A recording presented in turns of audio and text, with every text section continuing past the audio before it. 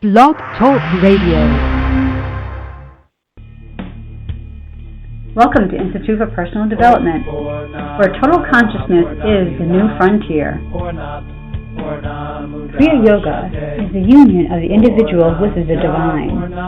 Join us as we explore the practices that initiate this process. Good morning and welcome to the Voice of Yoga. Let's talk consciousness.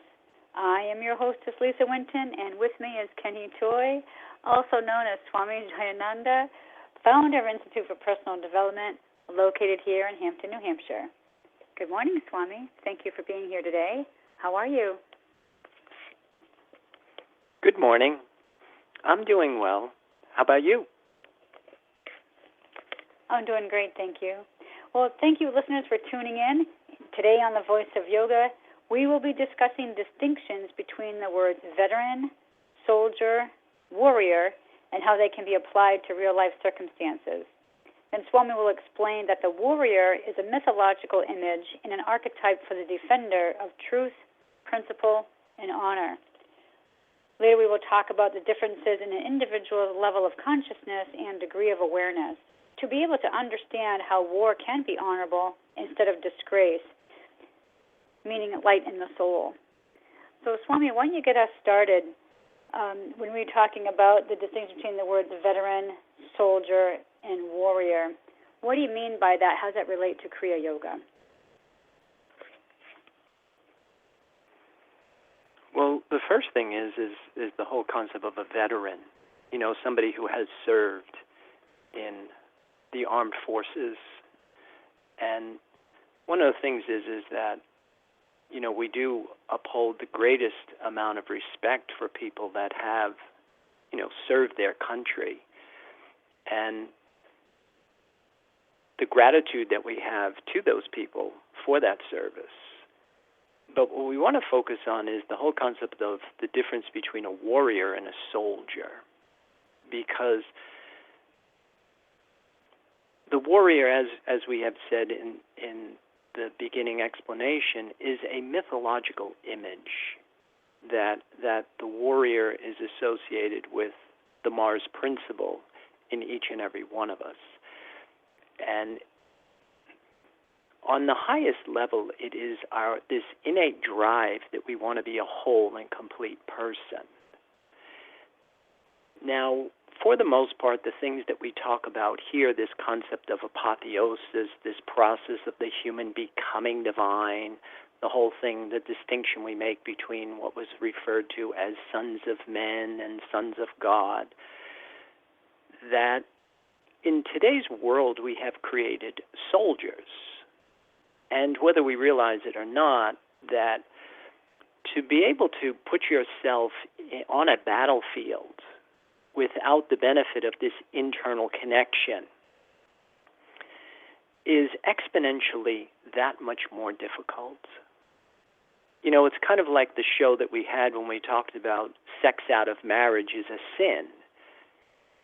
You know, that it's not something that has anything to do with morals and conduct as it is so much about doing something without the power, a available resource.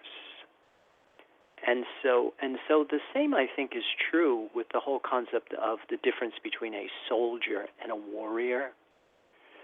And to really try and understand just how difficult it must be when you are a soldier without the benefit of this warrior image. And that's, again, one of the things that we're always talking about here is that we can be doing the exact same thing, but the variables that we work with are our levels of consciousness and our degrees of awareness.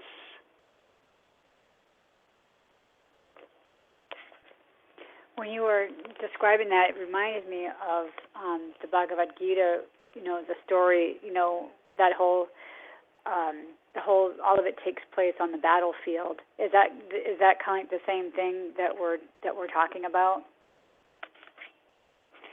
Yeah, exactly. And in fact, whether you are in the service, or not, you know, that we are all fighting a hard battle. the interplay between matter, mind, and spirit, this internal struggle that we're all dealing with on a regular basis, independent of what our external circumstances and situations are. But to answer your question, there is a reason why the Bhagavad Gita does take place on a battlefield. And that, again, is the myth of the story. That's the metaphor of this plight of consciousness that we're all dealing with. But what we would like to do is try and, bring to the foreground, that there is a difference between somebody who is just trained to kill as opposed to somebody who is defending honor, principle, and truth.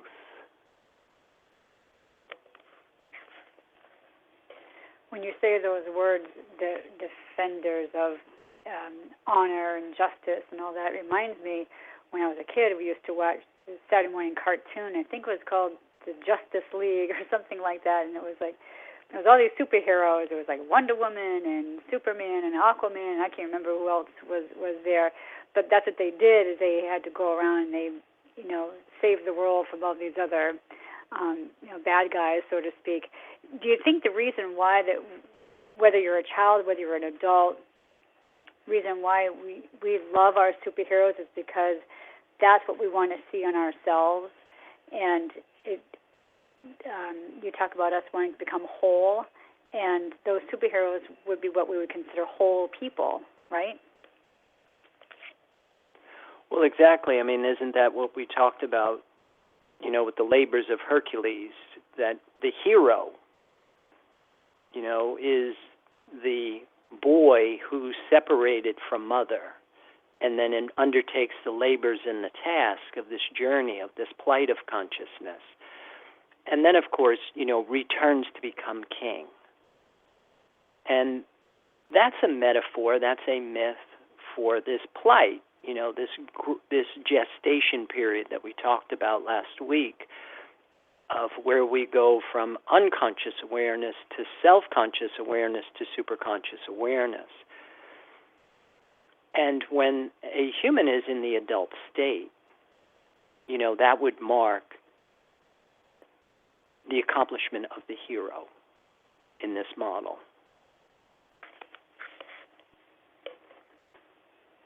So we're all, living our lives every day. We get up, we go to work, and come home. We have dinner. We spend time with our families. So how is a person supposed to start changing that level of consciousness so they can in turn become the hero? What's the first thing we should do? Probably the first thing that we have to do is recognize that there is a difference. That coming back to one of the things that we've been talking about is the whole thing of whatever it is that I desire, whatever it is that I use to sustain myself is going to determine what I'm going to become, my nature. And if we draw from the physical world, things that are visible and tangible, we will be of a lower animal nature. If we draw from the realms of energy, the astral plane, we will be of a human nature. But if we draw from the void, this invisible unified field, the absolute, we will become of a divine nature. And the characteristics of an individual, depending on what it is that you draw from, will be determined by your source of sustenance. And that's one of the things that we always say. I mean, to try and uphold the conduct of a human in the adult state when you are drawing from particles or waves is an impossible task for the most part. And so that's one of the things that most of us are trying to do or being asked to do. And the ramifications are somewhat staggering, because it's, the whole thing, that cliche phrase that I remember growing up with was something along the lines that God will never give you more than you can handle. And, we have institutions filled with those who, collapsed under the burden. So that's really not what I would say, a solution to the problem. But the concept of becoming the warrior, the whole thing of, even say, for example, like in their original formats, the martial arts. The martial artist is an individual that has the ability to operate in the absence of fear or anger. That you can be intelligent in, the moment of conflict or on the battlefield. And that's a big part of how our yoga practice works. The whole thing of cultivating the conscious mind so that now you are able to manage unnecessary fears. And of course, when you're in a real life-threatening situation like, on a battlefield, to be able to have that sense of connectedness to a part of yourself that is eternal, that always was and always will be, won't negate the fears that are coming from your physical body, but it will make them small enough that you will be able to manage them, as opposed to if you are completely controlled by them. When you were talking about becoming a warrior, in our description, you wrote that we all have a Mars, and on a developmental level, we're all fighting a hard battle. Do we associate Mars with being the warrior?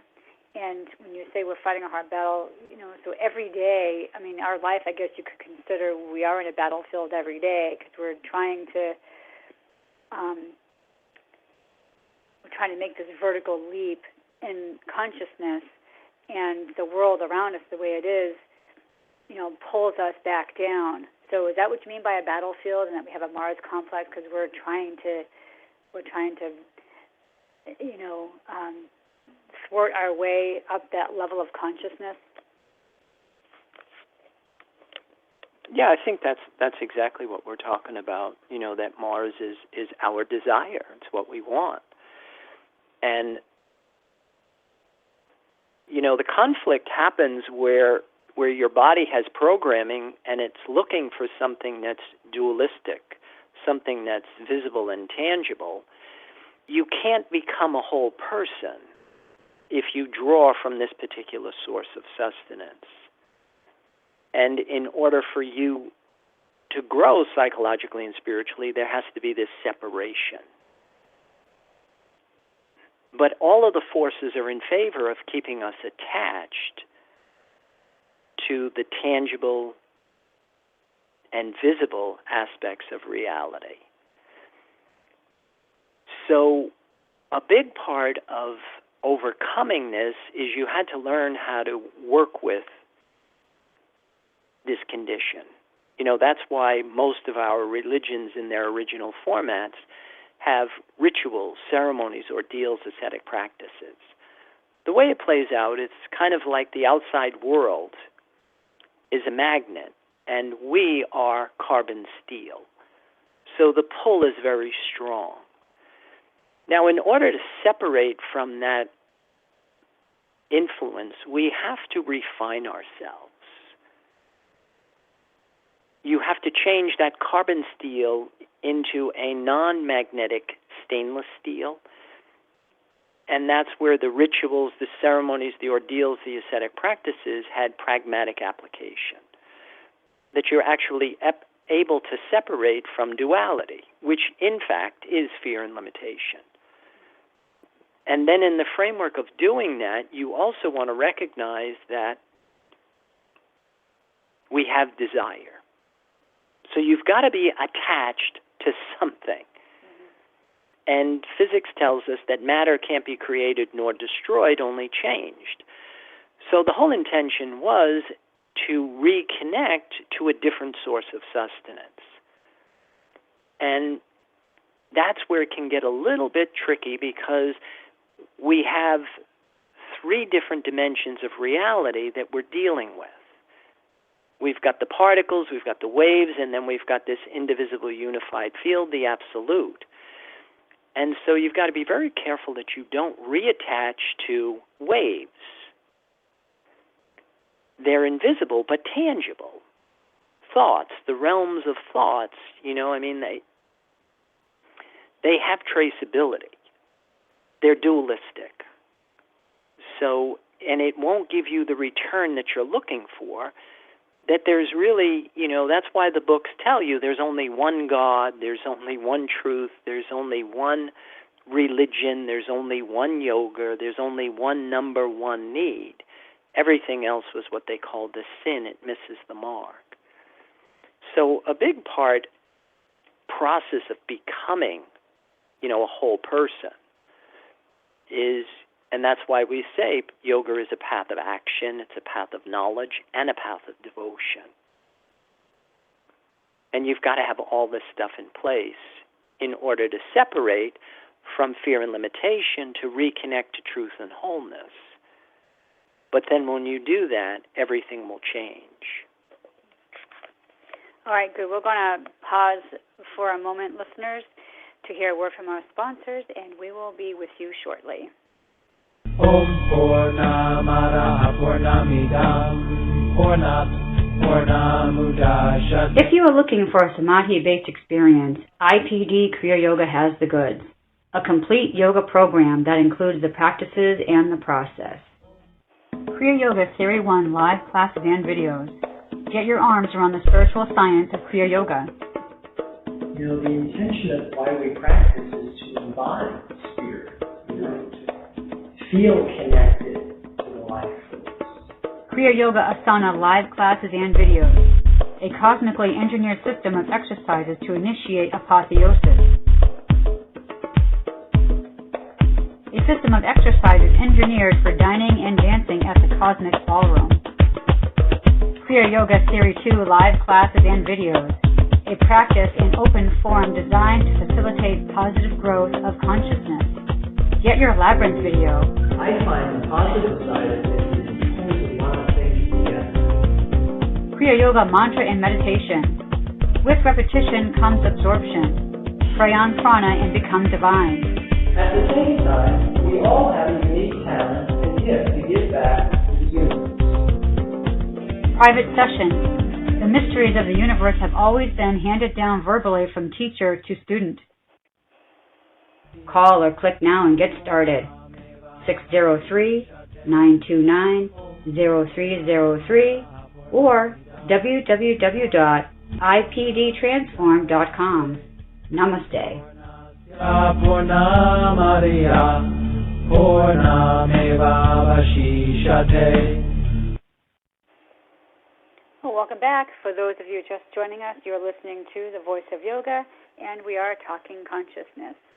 So, Swami, I wanted to ask you a question. Recently, I just saw that movie Noah that came out earlier this year, and in the movie, Noah is portrayed in the beginning as like a warrior because he has to fight for his family and protect them and whatever. Then he builds this ark, and of course the whole story unfolds. So after I read the movie, the next day I actually listened to the book of Genesis or read the book of Genesis, and in it talks about, in the Bible it talks about sons of God and sons of man. And I guess Noah was believed to be a son of God. Am I right in assuming that? And do you also think that Noah was, in his own way, what we speak of being the warrior? Well, to answer your question, I think yes. Like I say, the whole thing of sons of men and sons of God, a lot of people think that all began with Jesus, which, as you can say, if it was in Genesis, then it isn't a new concept. It's something that's been around for some time. But the way that I understand it is that our first birth is where we become, this son of man. And then it isn't until you have this second birth, which is basically what we talk about, that you come in and we're kind of a human mind-body complex, and we draw from particles or waves, duality. And you have a very limited sense of who you are. And then we have to be taught how to separate from our attachment to this resource or these resources and reconnect to this invisible, intangible source of sustenance. And then when we do that, you can't just do it intellectually. That's where I found most of our spiritual communities today. The institutions that have taken over our religions have failed so bad, is that we are substituting this intellectual devotional mirage for true spiritual reality. We're not doing the physics. We're not changing the pattern in our bodies. And we're not changing the reward circuits in the brain, so now that we are programmed to look for something that's invisible and intangible. But when you do that, you become this Son of God. Now it has almost the same dynamics as our first birth, if you really cross-examine it. Where your first birth, you're in an environment where everything is provided for you. And then you're catapulted out into the light and forced to breathe air now on your own. And so this next one is that we have to separate on another level. We have to separate the mind from our attachment to the tangible, and now take another quantum leap and connect to something that's invisible and intangible. But it makes us become something different. There is a change that we call transformation. Not all change is transformation. There's only one thing, there's only one source of sustenance that will literally transform us into the divine. I have another question to ask you as well, relating to the book of Genesis. And in it, God says that the woman must be subservient to the man because of the temptations and when they banished them from Eden. Now we know we don't mean that in a literal sense, as some people believe. So can you give us what you believe what that represents? What does that mean? Yeah, first of all, one of the things when I'm reading Scripture is that it's always metaphor. So I don't look at the symbolism as being assigned to gender. I look at it with regard to more what we would consider to be principle-centered. So masculine and feminine aren't necessarily associated with gender as much as they are principles. Just like in yoga we use Ida Pingala, descending prana, ascending prana. The path of descending prana is associated with the feminine principle, and the path of ascending prana is associated with the path of the masculine principle. So the concept of the woman must be subservient to the man is an interesting dynamic, because what the imagery is, the metaphor is saying, is that your masculine principle must be above your feminine principle. So whether you're a man or a woman, intelligence must override emotion or feeling. And one of the reasons is because principle-centered behavior is the bridge of building this connection to this invisible, intangible source of sustenance.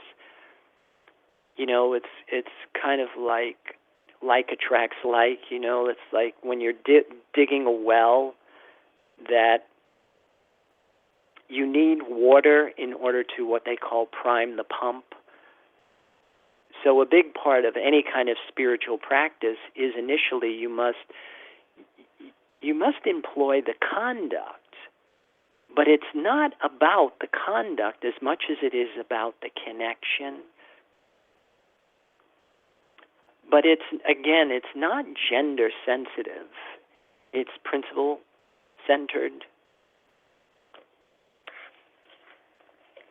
So principle-centered behavior would actually be what we would look for in a warrior, right, as opposed to the soldier. So in our everyday walking life, people who are have principle-centered behavior would be warriors, and soldiers would be what exactly? Like if I was to walk down the street and head to the grocery store and I come across, a group of people, how would I recognize a soldier from a warrior? Yeah, or maybe another way of saying it, what's the difference between a human in the larvae state as opposed to a human in the adult state? And that's one of the things that we say. Humans in the adult state are virtuous by nature. It's not something that they're trying to do, it's what they've become. That to be able to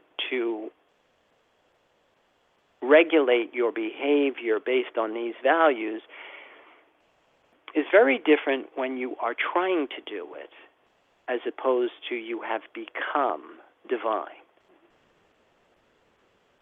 And again, oftentimes, you can't just tell looking at somebody. It's one of the things like when we do our yoga classes, sometimes people are, is this a beginning, an intermediate, or an advanced yoga class?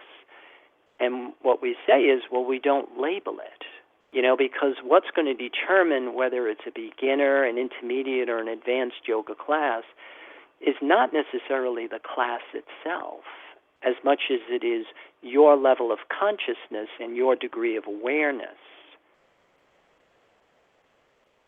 If somebody is doing a posture and drawing from particles and waves, it's a very different dynamic than the same person doing the same posture who was drawing from the absolute. One has the benefit of internal support, and the other one is still drawing from external reinforcement. It's a huge dynamic. It's a huge difference.